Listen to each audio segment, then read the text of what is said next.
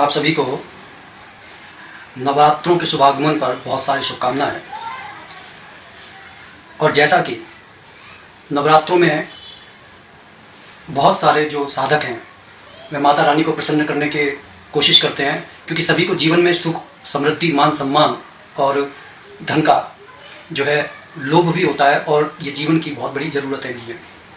लेकिन कई बार ऐसा भी देखा गया है कि व्यक्ति पूरे 9 दिन व्रत भी रखेगा, माता रानी को जोत भी मतलब प्रज्वलित करते हैं, लेकिन कई बार उन्हें लाभ नहीं हो पाता। तो अगर आपको बहुत ज़्यादा लाभ चाहिए तो इन नवरात्रों में जो 30 तारीख से शुरू हो रहे हैं, और इस बार माता रानी हाथी पर सवार होकर आ रही हैं, और उनका आना इस बात का सूचक होता है कि वह संसार के भ्रमण पर निकलकर जो भी लोग दुखी होते हैं उनके दुख को दूर करती हैं, और जो लोग उनके सामने अपनी व्यथा को कहते हैं उनकी व्यथा को दूर करती हैं। तो अब की बार आपको प्रयास ये करना है कि जो ध्वजा लेकर उनके आगे चल रहे हैं महाबली हनुमान जी, एक दीपक उनके नाम का चमेली के तेल का वहाँ पर जरूर प्रज्वलित करें, जहाँ पर माता रानी की अखंड ज्योत को आप जलाते हैं। वहाँ पर हनुमान जी की एक सुंदर सी सौम्य तस्वीर आशीर्वाद देते हुए लगाएं लाल कपड़े के ऊपर, और चमेली की तेल को प्रज्वलित करें, और सारा परिवार मिलकर। ये नहीं है कि आप अकेले ही, क्योंकि देखिए जो भी दुख है और सुख है वो परिवार को एक साथ झेलना होता है।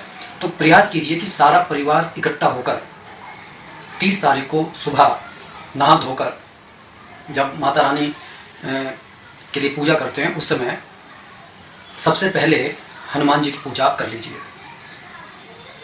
108 आपको हनुमान चालीसा करनी है। और अगर मान लीजिए घर परिवार के 5 लोग हैं, 5 सदस्य हैं, तो अगर आप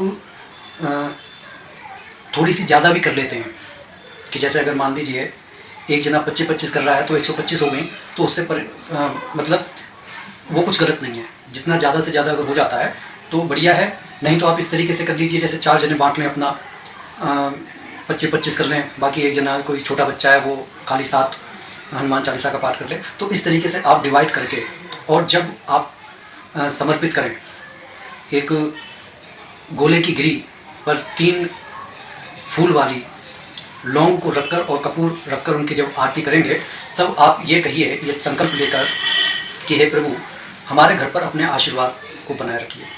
देखिए उनसे मांगने की कुछ ज़रूरत नहीं है। जो सर्वज्ञ है, जो अंतर्यामी है, वो आपके मन की व्यथा को अच्छी तरीके से जानता है। वो हमारे से बेहतर जानता है कि हमारे को किस चीज़ की ज़रूरत है। ये और बात है कि व्यक्ति सबसे पहले संकल्प लेकर यही कहता है कि मैं 108 या 125 हनुमान चालीसा करने के बाद ही ये स्थान छोड़ूंगा। तो आप ऐसा भी कर सकते हैं, लेकिन आप ग्रेटिट्यूड कीजिए, भगवान का धन्यवाद कीजिए कि आप हमारे घर में हमारे साथ हैं और हमें बस हमारे पर अपनी कृपा बनाए रखिए, इतना ही बहुत है। तो आप ये देखिएगा कि ग्रेटिट्यूड करने वाले कभी खाली नहीं रहते। और उसके बाद में माता रानी का उसी तरीके से आप पूजन कीजिए, तो निश्चित मानिए कि आपके घर से जो नेगेटिव ऊर्जा है वो दूर जाने लगेगी, और जहाँ पर नेगेटिव ऊर्जा नहीं होगी ऑटोमेटिक घर परिवार में प्रेम बढ़ेगा, पॉजिटिवनेस बढ़ेगी, और मतलब बुरे विचारों की तरफ ध्यान जाएगा ही नहीं। प्रयास ये कीजिए कि ये जो आने वाले नवरात्रे हैं, जिनमें एक नवरात्रा कम है, जब आप भगवान की पूजा करें तो ऐसे लोगों के साथ उठना बैठना बिल्कुल परहेज कर लें, जो नॉनवेज के आदी हैं, जो अल्कोहल पीते हैं, बुरी बातें करते हैं, चुगलखोरी करते हैं। सिर्फ और सिर्फ ऐसे लोगों के साथ उठिए, बैठिए, ऐसी रील्स देखिए जो आपको पॉजिटिवनेस की तरफ लेकर जाए। और हमारा सिर्फ और सिर्फ एक लक्ष्य होना चाहिए कि सिर्फ हमें प्रभु को प्रसन्न करना है। इस दुनिया को प्रसन्न करने कुछ नहीं मिलने वाला, क्योंकि आप एक को प्रसन्न करेंगे तो होता ही है कि दूसरा जना नाराज हो जाएगा। लेकिन एक बार आप उसको प्रसन्न कर लीजिए, उसके बाद में देखिए कि जीवन में एक बार उसका आशीर्वाद मिल गया, सब प्रसन्न होते चले जाएंगे।